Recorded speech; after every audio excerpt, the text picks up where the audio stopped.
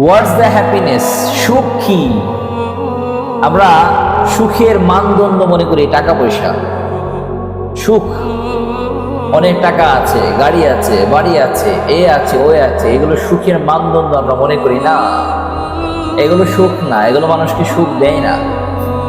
আপনার ক্যান্সার হয়েছে, ক্যান্সার, মরে যাবেন। ক্যান্সার এমন একটা রোগ যার কোনো অ্যান্সার নেই। ক্যান্সার হয়েছে, ডাক্তার আপনাকে বলে দিয়েছে আপনার ক্যান্সার, আপনাকে বাঁচার লিমিটেশন বলে দিবে। আপনি কয়দিন বাঁচবেন? 3 মাস, 4 মাস, 5 মাস, 6 মাস।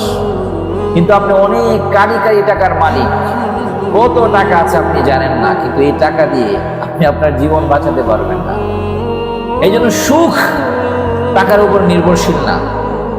অনেক মানুষ মানুষকে চুজ করে মানি দিয়ে, মানুষকে জাস্টিফাই করে মানি দিয়ে। না, টাকা মানুষের সুখের মানদণ্ড হতে পারে না।